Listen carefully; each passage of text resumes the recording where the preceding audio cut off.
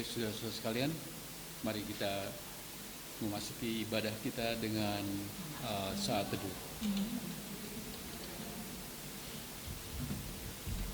Kita akan memasuki saat teduh sejenak sebelum ibadah dimulai.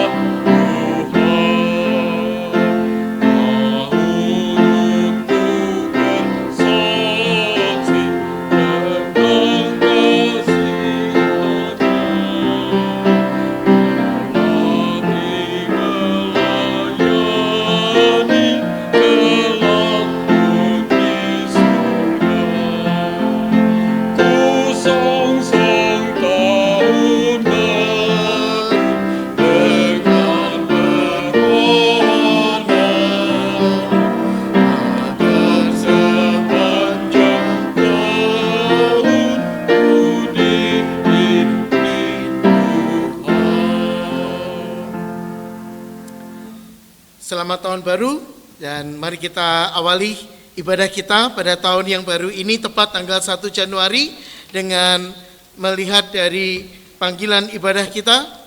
Panggilan ibadah untuk ibadah hari ini diambil dari kitab Wahyu pasal 21 ayat yang kelima. Ia yang duduk di atas takhta itu berkata, "Lihat, aku menjadikan segala sesuatu baru." Dan firman-Nya, "Tuliskanlah segala perkataan ini adalah tepat dan benar." Jemaat dipersilakan duduk. Mari kita masuk dalam doa kita. Mari kita berdoa. Kami bersyukur Engkau adalah Allah yang memimpin kami pada tahun yang kami sudah lewati, dan kami percaya kepada penyertaan Tuhan di tahun yang kami hari ini masuki. Bapa, Engkau adalah Allah yang berkuasa atas waktu kehidupan kami. Engkau adalah Allah yang memegang masa depan kami, dan kami melihat ke belakang, ada banyak hal yang membuat kami bisa tersenyum, ada banyak juga hal yang membuat kami sedikit merenung. Bapa, tuntun kami untuk kami menyadari bahwa tahun yang sudah kami lalui boleh berlalu karena Engkau hadir menyertai kami. Mungkin ada duka, mungkin juga ada sukacita. Bapa, kami berdoa Engkau sendiri yang akan menolong kami untuk melihat dengan penuh pengharapan ke depan, ketika kami belajar untuk mengarahkan mata dan hati kami dan iman kami hanya ke dalam tangan-Mu. Pimpin setiap kami Bapa, dan ketika kami mengawali ibadah kami, ajar kami untuk menyadari Engkau yang membuka tahun ini. Kami ingin menyongsong tahun ini dengan sukacita dari Tuhan. Demi nama-Mu kami berdoa dan mengucap syukur. Amin. Saudara-saudara sekalian, kalau lagu yang pertama tadi merupakan satu ekspresi akan kemurahan Tuhan di mana kita diberikan kesempatan untuk dapat beribadah pada hari pertama bagi tahun yang baru. Dan pada saat ini saya undang saudara kembali bangkit berdiri, dan tibalah saatnya kita memuliakan Dia sebagai Tuhan dan Raja kita. Silakan jemaat berdiri. Mulia, Majesty.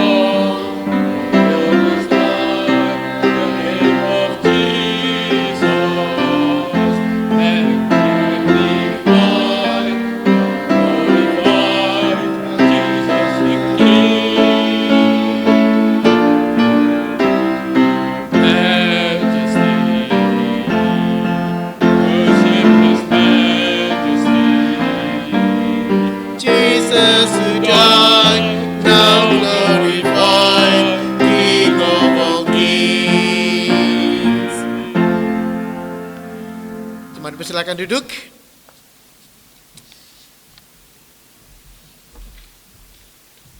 Seluruh majelis menyambut jemaat yang berbakti pada hari ini, baik secara face to face, on-site, maupun secara online. Kami bersyukur untuk tamu-tamu yang datang hari ini. Selamat datang untuk Aan dan istri yang datang bergabung dalam ibadah kita, dan Andrew, my bad. Dan juga untuk lupa lagi namanya suaminya Cik Vivi, Ko Daniel, Ko Ahung, yes. Karena namanya ada macam-macam di sini. Either Ahung atau Daniel. Ya, selamat datang bergabung datang di sini dalam ibadah kita. Good to see you, Ko, dan senang bisa bergabung bersama-sama dengan kami. Kami mengundang apabila Anda mau mengikuti secara on Zoom, kita ada Zoom Meeting ID yang ada di dalam buletin gereja. Untuk khotbah minggu ini dan minggu-minggu yang lalu dapat juga dilihat di YouTube dengan menggunakan link yang tertera di dalam buletin gereja. Majelis mengucapkan selamat tahun baru 2023. Kita berdoa supaya tahun baru ini boleh menjadi tahun di mana kita bertumbuh di dalam pengenalan akan Tuhan. Sedikit pengumuman dari kami juga bahwa Pendeta Ignatius bersama dengan keluarga akan berlibur selama 2 minggu ke depan. Majelis dan seluruh jemaat mendoakan untuk dapat menikmati waktu liburan untuk mericas pelayanan di tahun 2023. Sehubungan dengan masa cuti ini, maka ibadah 2 minggu ke depan akan dipimpin oleh Pendeta Benyamin Susilo. untuk ulang tahun jemaat pada hari Minggu ini. Dalam minggu ini, hari ini kita mengingat ulang tahun Saudara Dilon Haryanto 1 Januari, tapi yang bersangkutan sedang ikut acara, jadi tidak ada bersama-sama dengan kita. Dan Ibu Diana Anda bisa tebak sendiri siapa orangnya pada tanggal 3 Januari. Itu adalah yang berulang tahun dalam minggu ini. Jadi happy birthday in advance kalau bagi yang berulang tahun dalam minggu ini. Kita akan masuk dalam doa syafaat. Apakah ada pokok doa dari jemaat selain pokok doa yang tertera di dalam buletin gereja? Ada pokok doa dari jemaat?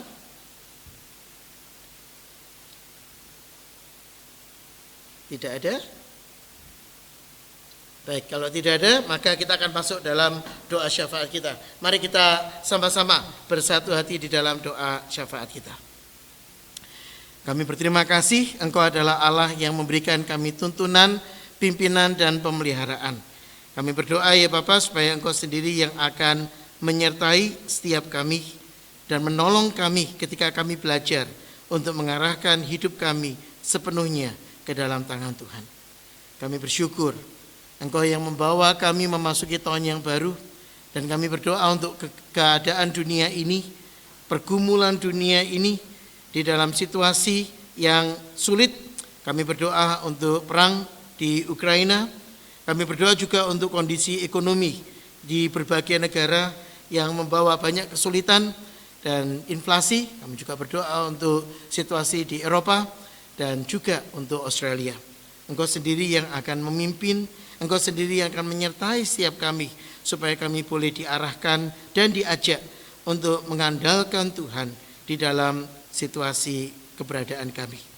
Kami berdoa Tuhan untuk situasi terkait COVID yang masih berlangsung di dunia ini. Kami berdoa untuk China yang masih bergulat dengan COVID. Kami juga berdoa untuk beberapa saudara-saudari kami, rekan-rekan kami yang terdampak COVID, juga yang baru pulih dari COVID. Kami berdoa supaya tangan Tuhan terus menyertai setiap saudara-saudara kami ini, dan Tuhan yang menolong dan menuntun kami untuk kami belajar mengandalkan Tuhan, mengingat Tuhan di dalam situasi kehidupan kami. Kami berdoa Tuhan untuk tahun yang baru. Kami berdoa untuk pergumulan kehidupan kami. Kami berdoa untuk bisnis dan perjalanan kami. Kami berdoa Tuhan untuk keluarga kami di tahun yang baru ini. Kami berdoa mohon Engkau sendiri yang kiranya memberikan kepada kami kekuatan. Engkau yang memberikan kepada kami hikmat untuk kami boleh menjalani tahun yang baru ini di dalam kesadaran. Engkau yang memimpin tahun sebelumnya, Engkau yang juga tentunya memimpin di tahun yang akan datang. Kami berdoa untuk pergumulan terkait dengan pekerjaan, rekan-rekan kami yang masih berusaha untuk mungkin menolong atau mencari pekerjaan. Engkau sendiri yang akan menyertai setiap kami, supaya kami boleh belajar untuk mengandalkan Tuhan di dalam segala keadaan kami. Kami berdoa untuk SBI. Kami berdoa supaya gereja ini boleh terus Tuhan pakai untuk menjadi sarana pemulihan berkat dan mengajar dan mengajak orang-orang lain bertumbuh melalui gereja ini. Pimpin dan sertai setiap kami ya Bapa, supaya kami boleh membagikan cinta kasih Tuhan, kebenaran Tuhan di dalam kehidupan di sekitar kami. Demi nama Tuhan kami Yesus Kristus, kami berdoa dan mengucap syukur. Amin.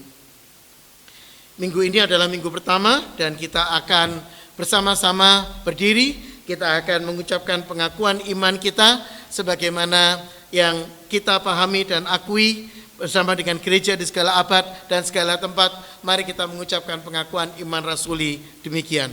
Aku percaya kepada Allah, Bapa yang Maha Kuasa, Khalik langit dan bumi, dan kepada Yesus Kristus, Anak yang tunggal Tuhan kita, yang dikandung dari Roh Kudus, lahir dari darah Maria, yang menderita sengsara di bawah pemerintahan Pontius Pilatus, disalibkan, mati dan dikuburkan, turun ke dalam kerajaan maut.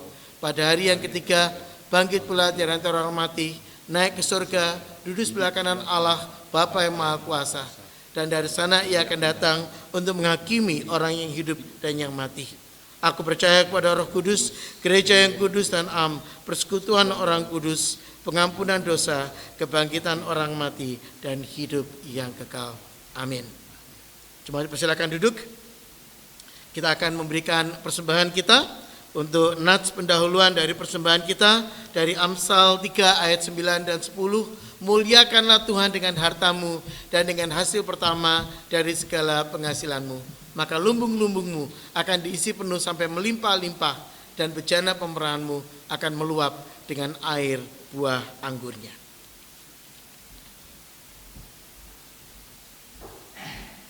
Yesus menjadi Sang Raja.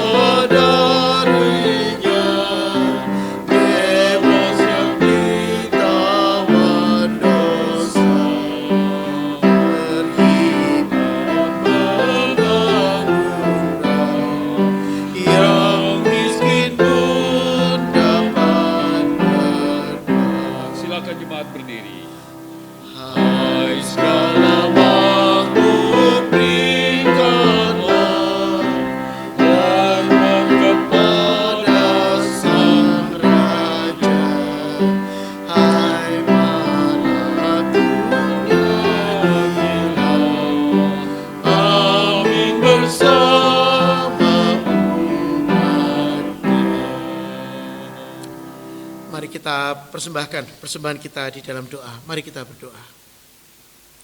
Engkau yang memberi, Engkau yang juga mengizinkan kepada setiap kami untuk mengingat bahwa setiap berkat yang kami terima berasal dari Tuhan. Ajar kami untuk memakai persembahan ini sebaik mungkin di dalam hikmat Tuhan bagi pelebaran kerajaan-Mu. Terima kasih Bapa untuk kasih-Mu. Demi nama Tuhan kami Yesus Kristus, kami berdoa, mengucap syukur, dan berharap hanya padamu. Amin.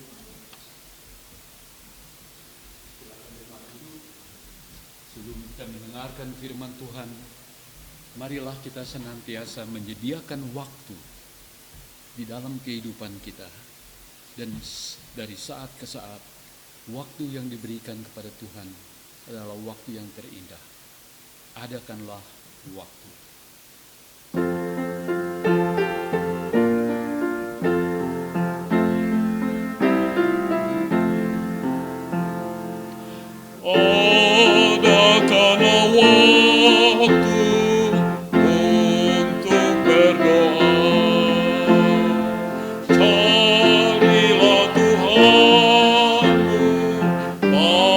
Baca firman-Nya,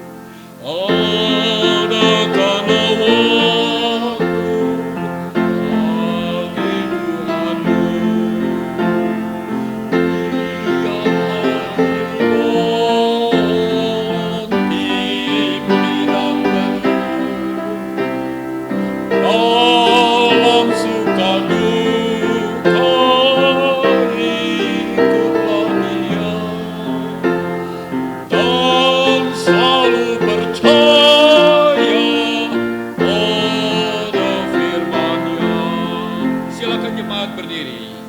Adakanlah waktu untuk berdoa. Hati dan pikiran serahkan padanya. Roh Tuhan memimpin dalam kasih-Nya. Kau dipersiapkan hidup di surga. Mari kita bersama bersatu di dalam doa kita. Mari kita berdoa. Kami memberikan waktu di depan kami ketika kami belajar untuk mengenal Tuhan sekali lagi di dalam kehidupan kami. Pimpin, tuntun, dan sertai setiap kami. Berbicaralah ya Tuhan, sebab kami hamba-Mu siap untuk mendengar. Demi nama Tuhan kami Yesus Kristus, Tuhan dan Juru Selamat kami yang hidup, Allah kami yang setia, kami berdoa mengucap syukur dan berharap hanya kepada-Mu. Amin. Jemaat dipersilakan duduk. Mari kita buka Alkitab kita dari Injil Lukas pasal yang ke-13. Kita akan melihat ayat yang ke-6 sampai dengan ayat yang ke-9. For the message at the beginning of this year, we'll be looking from the Gospel of Luke chapter 13 and we'll be looking at verses 6 to 9. Lalu Yesus mengatakan perumpamaan ini. Seorang mempunyai pohon ara yang tumbuh di kebun anggurnya, dan ia datang untuk mencari buah pada pohon itu, tetapi ia tidak menemukannya. Lalu ia berkata kepada pengurus kebun anggur itu, "Sudah 3 tahun aku datang mencari buah pada pohon ara ini, dan aku tidak menemukannya. Tebanglah pohon ini. Untuk apa ia hidup di tanah ini dengan percuma?" Jawab orang itu, yaitu pengurus kebun anggur, "Tuan, biarkanlah ia tumbuh tahun ini lagi. Aku akan mencangkul tanah sekelilingnya dan memberi pupuk kepadanya. Mungkin tahun depan ia berbuah. Jika tidak, tebanglah dia." Yang disebut berbahagia adalah setiap orang yang membaca firman, memikirkan dan merenungkan di dalam kehidupannya sehari-hari. Bagaimana kesan Anda ketika Anda memasuki tahun yang baru? How do you feel as you enter the new year? Dan bagaimana perasaan Anda ketika Anda membaca berita yang akan kita baca hari ini? Firman Tuhan yang akan kita renungkan hari ini. Di tahun yang baru kita berbicara tentang pohon ara yang tidak berbuah. Apa yang mau dimaksudkan dari firman Tuhan kepada kita tahun ini? And how do you feel as we enter the new year and you look at the sermon title today, and it's about the parable of the barren fig tree. What is the purpose? What is the big idea behind this passage? Lukas pasal yang ke-13 adalah bagian yang menariknya jarang Anda mungkin dengar dikhotbahkan secara rutin di gereja setiap tahun. Ada teman yang berargumen, mungkin karena angka 13, pasal 13, jadi karena itu rada dijauhi. Tapi ada teman yang juga mengatakan ini bagian yang tidak akan jarang dikhotbahkan. Kenapa? Karena kedengarannya mengerikan. Luke chapter 13, 6 to 9 is a passage, is a part of the Bible that you probably rarely heard preached from the pulpit. Probably because it sounded so dark and gloom. And people don't like the dark message. So they just take it, why do we need to read from this passage? Dan kalau Anda berpikiran demikian, saudara-saudara, bahwa ini adalah satu perikop yang tidak gampang, Anda tidak sepenuhnya salah. Karena perikop ini diawali dengan sebuah pertanyaan. Ketika ada bencana datang, ketika ada malapetaka datang, dan ketika itu mereka bertanya kepada Tuhan Yesus, mengapa malapetaka itu terjadi di dalam kehidupan ini? And if you're thinking that way, if you think that this passage sounded like a bit dark, you're not 100% wrong, because when you read the setting of the passage talking about how should we respond when disasters falls, how should we respond when problem occurs in life. Ketika masalah itu datang, saudara-saudara, pertanyaan pertama yang muncul di benak kita adalah pertanyaan, mengapa saya mengalami hal ini? Apa yang salah dengan saya ketika saya mengalami bencana ini? When disaster falls, we tend to ask question, why? What did we do? What did we done in the past that make us deserve to experience such thing? Dan karena pertanyaan itu kadang-kadang kita kehilangan garis besar atau pelajaran yang harus kita tarik dari perikop itu. And because of that question, sometimes we miss the big idea, the big picture that Jesus wants to tell us through the passage. This is the context. Some reported that some Galilean Jews had been killed by Pontius Pilate. They were killed not on the road, but in the temple. And Pontius Pilate made their blood mingled with sacrificial blood. And probably people brought up this idea because they want to hear Jesus say, go and attack Pontius Pilate. They want to provoke Jesus to create the riots or create some anarchy movement so that they can see and they can understand how powerful Jesus was. But Jesus did not respond that way. Latar belakang dari ayat ini adalah sebuah peristiwa yang mengejutkan banyak orang.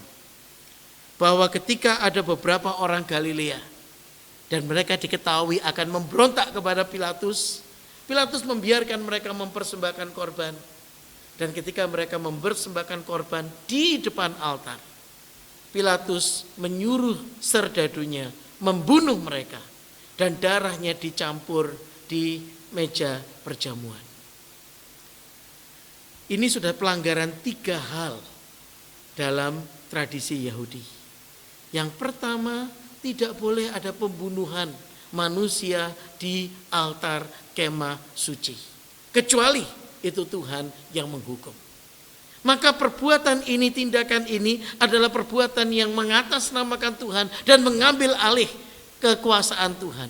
Dan itu sebabnya orang Yahudi sama sekali tidak terkesan dengan tindakan Pilatus. Yang kedua, bukan sekedar berhenti membunuh, Pontius Pilatus juga membuat darah orang-orang ini dicampur dengan darah korban yang dipersembahkan di meja perjamuan.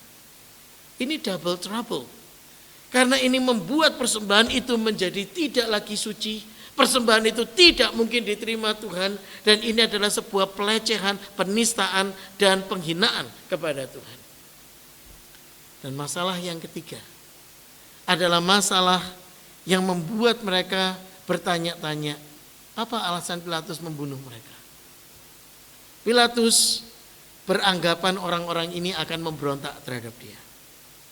Maka orang-orang Yahudi berpikir, Pilatus tahu rencana mereka. Apalagi yang Pilatus tahu tentang mereka. Maka saudara-saudara, situasi ini dimanfaatkan oleh orang-orang ini untuk bertanya kepada Yesus, apa yang terjadi sehingga ada situasi semacam ini? Mereka berharap Yesus untuk mengatakan berontaklah kepada Pilatus. Dan karena itu mereka punya alasan untuk menuduh Yesus melawan Pilatus. Atau mereka juga akan bisa menunggu Yesus mengatakan, saya setuju dengan Pilatus. Dan ini membuat mereka bisa menghukum Yesus. Karena Yesus ternyata berkomplot dengan Pilatus. Maka saudara-saudara, ini bukan situasi yang mudah. Jawaban Tuhan Yesus adalah jawaban yang menarik. The response from Jesus is a response that surprised many people. Sangkamu orang-orang Galilea ini lebih besar dosanya daripada dosa semua orang Galilea yang lain karena mereka mengalami nasib itu?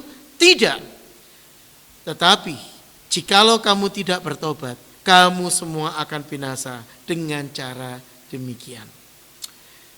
The response from Jesus took them by surprise because they did not expect that Jesus would respond in such a way. Jesus actually read deep down in their heart. Jesus said, do you think that these Galileans were worse sinners than all the other Galileans because they suffered this way? I tell you, no. But unless you repent, you too will all perish. Yesus menggeser peristiwa yang ingin dibawa orang itu, mereka orang-orang Yahudi ini untuk memprovokasi Yesus menjadi sebuah peristiwa yang menunjuk kepada kehidupan mereka. Kecuali kamu bertobat, kamu juga akan mengalami nasib yang seperti itu. Dengan bahasa yang sederhana, kalau kamu tidak bertobat, hidupmu juga akan sia-sia. Jesus respond, reveal the intention, the needs that they have in their heart. Unless they repent, unless they return to God, they also will die and experience a useless death. Unless they repent, they would not have their life value before God. Dan Yesus kemudian memberikan sebuah situasi yang lain. Ayat yang keempat dan ayat yang kelima. Atau sangkamu ke-18 orang yang mati ditimpa menara dekat Siloam lebih besar kesalahannya daripada kesalahan semua orang yang diam di Yerusalem? Tidak, kataku kepadamu.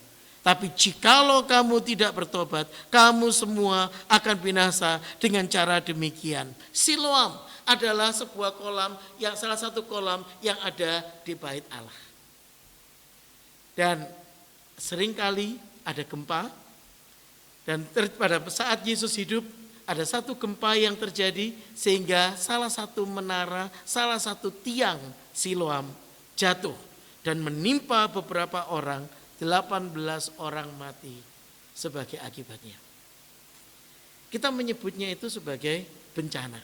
Kita menyebut itu sebagai peristiwa yang tidak diduga.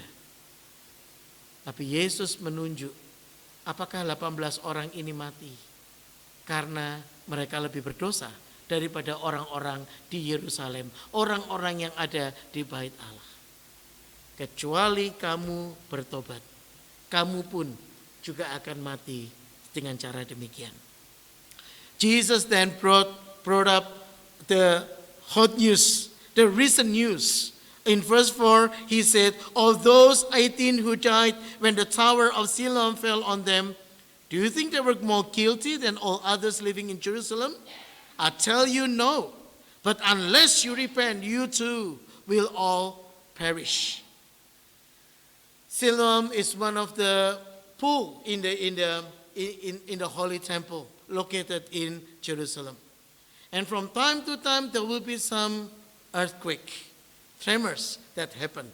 Except during the time of Jesus, this earthquake was quite serious that one of the pillars there actually fell down and killed 18 people.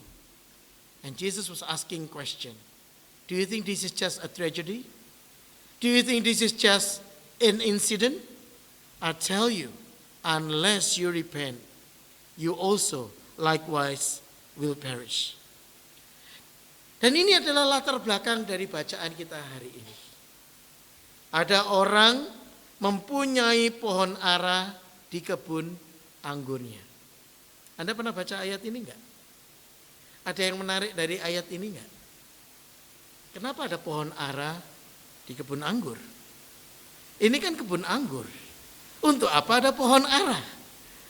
Saudara-saudara, pohon ara adalah satu pohon yang seringkali disebut sebagai pohon darurat. Kalau orang itu lagi dalam perjalanan, dia butuh sesuatu untuk mengganjal perut. Ya, pada masa itu di Israel nggak ada pedagang kaki lima yang jualan gorengan di pinggir jalan gitu, nggak ada, saudara-saudara. Maka mereka akan cari pohon ara. Nah, bahasa yang dipakai oleh Tuhan Yesus mengatakan, ada seorang yang sengaja menanam pohon ara di kebun anggurnya. Orang ini berharap pohon ara ini akan membawa manfaat. Orang ini berharap pohon ara ini akan membawa sesuatu yang berguna untuk para musafir, orang-orang yang berjalan dalam perjalanan, untuk membantu mereka. Dan saudara-saudara, pohon ara ini ditempatkan dalam situasi lokasi yang sangat-sangat strategis. Ada di kebun anggur. Ini bukan pohon ara yang tumbuh di pinggir jalan. Ini pohon ara yang tumbuh di kebun anggur, yang rutin ditanam, yang rutin disirami, yang rutin disiangi, yang rutin dirawat. Ada pengurus yang menjaga kebun anggur ini. Maka tuan tanah ini berharap pohon ara ini akan membawa manfaat kepada orang-orang yang ada di sekitarnya. A man has a fig tree in this vineyard. When you read the original language, it actually says a man planted a fig tree in his vineyard. Obviously, it is not a coincidental fig tree. This is an intentional fig tree that was planted in the vineyard, planted with a purpose to bring benefit for people, because fig tree back then was known as the emergency plantation. When you were on the journey and you feel hungry, you can grab something from the fig tree and just to fill your stomach, and you'll be okay again. And so obviously the owner of the land expecting something good out of this fig tree. But what happened to the fig tree? He said, 3 years has been looking for the fruit for this tree, from this fig tree. And now I found none of them. Cut it down. Why should it use up this soil? Si tuan tanah ini berharap sesuatu yang baik akan muncul dari pohon ara. Tapi dia mengatakan, 3 tahun aku sudah mencari buah pada pohon ara ini, tapi aku tidak menemukan apapun juga. Saudara, 3 tahun ini angka yang menarik. Kenapa? Karena menurut Imamat 19 ayat 23 sampai 25, ketika orang menanam pohon ara, dia tidak boleh mengambil hasilnya 3 tahun yang pertama. Itu adalah milik umum, itu adalah punya orang. Pada tahun yang keempat baru dia boleh ambil pohon ara ini. Maka kalau orang ini sudah 3 tahun mencari hasil dan gak ketemu, berapa kira-kira umur pohon ara ini? Pohon ara ini sudah umur 6 tahun, saudara-saudara. Sudah cukup lama umurnya. Maka dia menggunakan kalimat, tebanglah pohon ini. Untuk apa dia hidup di tanah ini dengan percuma? Terjemahan yang lebih baik menggunakan kalimat, untuk apa dia menyia-nyiakan tanah yang subur dari kebun anggur ini? Tebanglah dia. Karena dia sudah 6 tahun tidak berguna. 6 tahun tidak memberikan hasil. Pengurus kebun anggur mengatakan, Tuanku, berikan satu kali lagi kesempatan. Berikan 1 tahun lagi supaya dia bisa tumbuh dan hidup. Aku akan mencangkul tanah sekelilingnya. Aku akan memberi pupuk kepadanya. Mungkin tahun depan ia berbuah. Jika tidak, tebanglah dia. Yesus memberikan perumpamaan ini untuk mengajarkan tentang betapa terbatasnya waktu hidup kita. The parable of the fig tree speak about the tenure, the duration of the fig tree. It's been there for about 6 years. It's not just 3 years. 3 years the owner has been looking for the fruit from the fig tree, but he found none. According to Leviticus chapter 19, 23 to 25, the first 3 years of the fig tree belong to the people. You're not meant to take any fruit from your fig tree. That belongs to the travelers. On the 4th year, you can gain the fruit for yourself. Now, this owner has been looking for the fruit from the fig tree for 3 years now. So you do your math, you have 3 years plus 3 years. This fig tree is 6 years old, giving nothing. This fig tree has been 6 years sitting in the vineyard, soaking and taking the benefit of the vineyard for nothing. And that's the reason why the owner of the land was so angry. And he said, cut it down. It used up the soil for nothing. It used up the land for nothing. It taken the space for no purpose. But the gardener said, Lord, Master, give him one more chance. Give the tree one more year. I will dig around it. I will fertilize it. Who knows? Next year it will bear fruit. If it doesn't, cut it down. The parable of the fig tree speaks about the time of our life. Ketika kita melihat hidup kita di tahun yang baru ini, apa yang membuat Anda dan saya layak masuk di tahun yang baru ini? Saudara-saudara, kita hidup di zaman di mana pandemik itu kata yang akrab kita dengar. Dan kalau Anda pernah mengalami sakit COVID, Anda tahu itu bukan hal yang gampang, itu bukan hal yang remeh, itu bukan hal yang layak untuk dianggap enteng. Saudara, kematian itu sedemikian dekat dengan kehidupan kita. Apa yang membuat kita diizinkan Tuhan memasuki 2023? Pengurus kebun anggur mengatakan, Tuhan, kasih dia kesempatan 1 tahun lagi. Aku akan menggali tanah sekelilingnya. Aku akan memberikan pupuk kepadanya. Siapa tahu dia akan berbuah. Kalau dia tidak memberikan buah, tebanglah dia. 1 tahun yang Tuhan berikan adalah 1 tahun anugerah di dalam Tuhan. When the Lord allows us to enter the new year, to embark into the new year, it is actually an allowance, a grace from God to let us respect Him and honor Him, to allow us to acknowledge of His presence in our life. Efesus 1 ayat 3 sampai dengan 12 menegaskan Yesus Allah sudah memilih kita. Allah sudah mengangkat kita sebagai anaknya. Allah sudah menebus kita, mengampuni kita. Dan Dia memanggil kita untuk menghasilkan buah. Pergi dan menghasilkan buah. Apa arti perumpamaan ini untuk kita? Saudara, perumpamaan ini menanyakan kepada kita pertanyaan. Untuk apa kita hidup di dunia ini? Berapa lama kita sudah hidup di dalam dunia ini? Dan ke arah mana, kepada siapa kita mengarahkan hidup kita kepada Tuhan? Kalau kamu tidak bertobat, kata Tuhan Yesus, kamu pun akan mati binasa dengan cara yang sedemikian.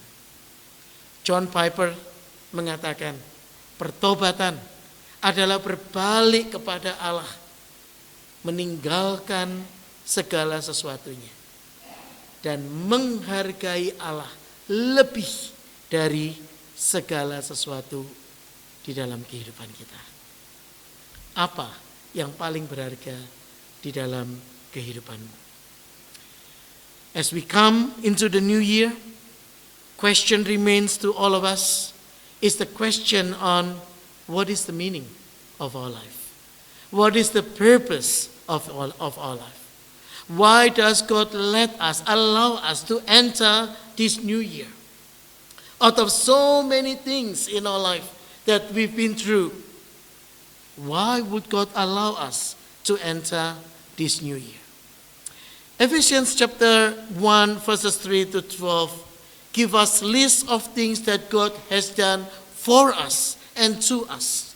And the purpose of all of those things is so that we can bear fruit for His glory. How can we bear fruit for God's glory? The answer is repent. Turn away from your sin and start to follow God completely.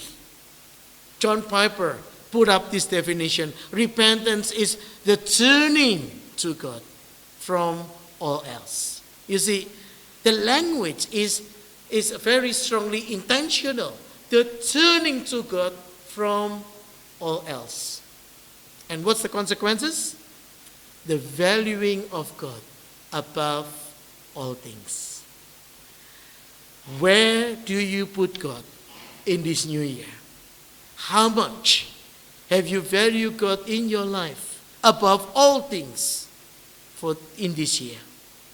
And are you willing to follow God and to honor God in this new year? What do you say? Let's join together in prayer. Mari kita berdoa. Seringkali Tuhan kami datang dengan membawa pertanyaan. Seringkali Tuhan kami datang dengan membawa pergumulan. Seringkali Tuhan kami datang dengan ketidakmampuan dan ketidakberdayaan kami. Tetapi ketika kami datang kepada Tuhan, kami tidak mencari jawaban, kami tidak mengharapkan jawaban. Tetapi kami hanya mencari pemenuhan, kepuasan diri kami sendiri. Bapa, ajar kami untuk menyadari bahwa di luar Engkau, di luar Tuhan, kami tidak dapat memiliki kepuasan sejati. Ajar kami untuk melihat bahwa tanpa Tuhan, hidup kami akan seperti mengejar angin. Hidup kami seperti menjaring angin. Dan kami berdoa ya Bapak untuk kami dapat belajar menghargai kehidupan kita, kehidupan kami. Menghargai setiap nafas hidup yang Tuhan izinkan untuk kami alami. Tolong kami ya Bapak, supaya kami boleh belajar untuk memuliakan nama-Mu. Demi nama Tuhan kami Yesus Kristus, kami berdoa dan mengucap syukur. Amin. Kita akan masuk di dalam pelayanan perjamuan kudus. Saya mengundang majelis yang bertugas untuk maju ke depan dan kita akan melakukan pelayanan perjamuan kudus.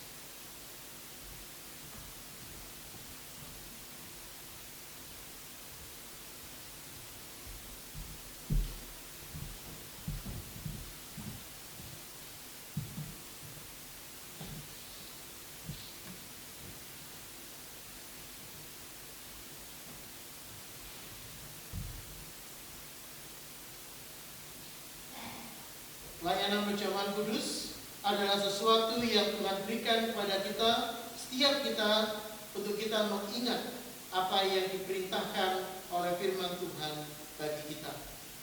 Perjamuan kudus bukan sesuatu yang bersifat magis, sesuatu yang kita harapkan dapat menyembuhkan dari sakit, penyakit, atau apapun. Tetapi perjamuan kudus adalah sebuah perintah dari Tuhan.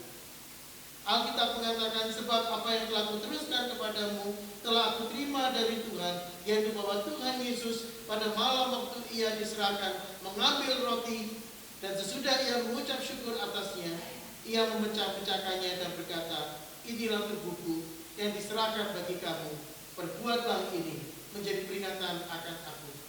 Demikian juga ia mengambil cawan sesudah makan, lalu berkata, cawan ini adalah perjanjian baru yang dimeteraikan oleh darahku. Perbuatlah ini setiap kali kamu meminumnya menjadi peringatan akan aku. Sebab setiap kali kamu makan roti ini dan minum cawan ini, kamu memberitakan kematian Tuhan sampai ia datang. Mari kita bersatu dalam doa sebelum kita masuk dalam perjamuan. Engkau yang mengundang kami untuk hadir di meja perjamuan, dan kami berdoa ya Bapa, tolong kami, tuntun kami, supaya kami boleh belajar memuliakan nama-Mu. Demi nama Tuhan kami Yesus Kristus, kami berdoa dan mengucap syukur. Amin. Hari ini adalah perjamuan yang pertama untuk Michael dan Steve, dan karena itu kita mengundang mereka untuk bersama-sama maju ke depan dan melayani perjamuan bagi saudara-saudara pada hari ini. Perjamuan kudus diundangkan kepada setiap orang yang sudah mengaku percaya, memberikan dirinya dibaptis, dan menyerahkan hidupnya hanya kepada Tuhan. Yesus mengatakan, inilah tubuhku yang diserahkan bagi kamu.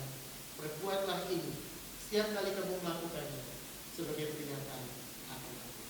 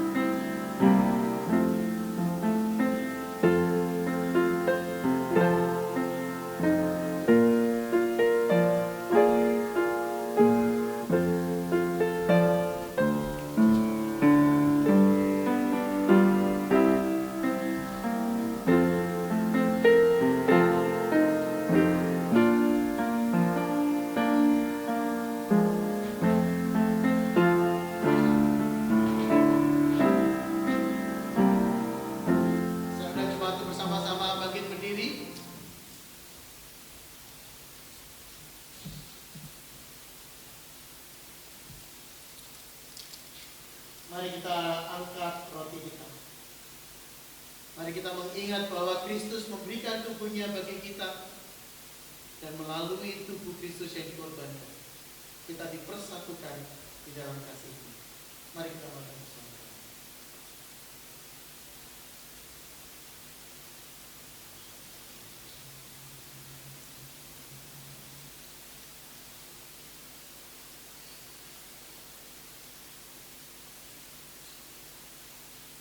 Mari kita angkat cawan kita. Mari kita mengingat bahwa Yesus mengatakan, inilah darahku, darah perjanjian baru yang diberikan kepadamu untuk pengampunan dosa. Mari kita minum bersama.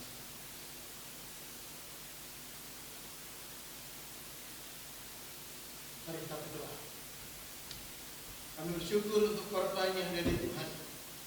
Kami berdoa kiranya Engkau sendiri akan terus menyucikan kami, mengajar kami untuk hidup bagi kemuliaan. Demi nama Tuhan kami Yesus Kristus, kami berdoa, mengucap syukur dan berharap hanya kepada. Amin. Cuma silakan duduk.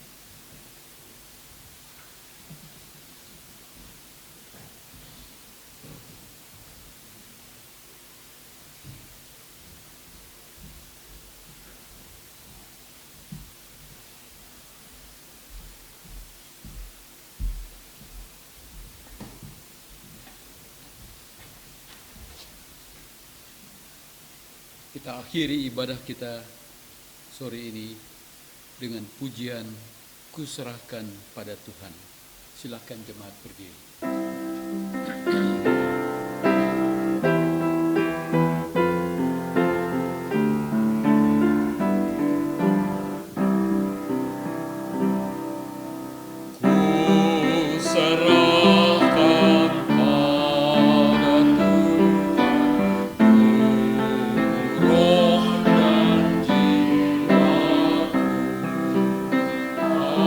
Aku hanya ingin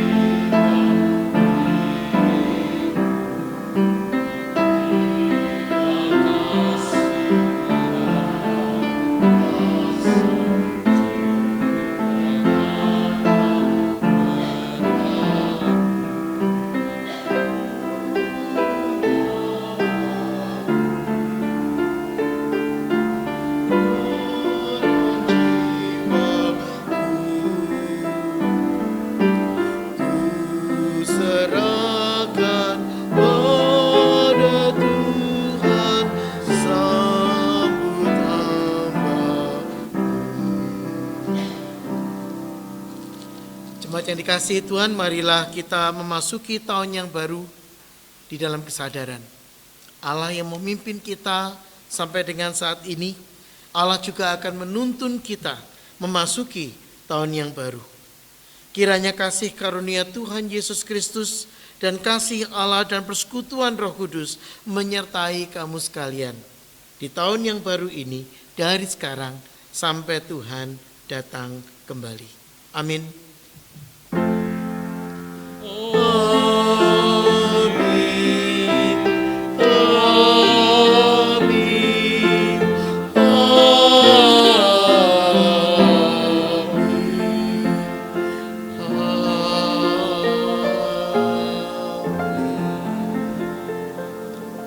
duduk saat teduh untuk jemaat, kebaktian selesai.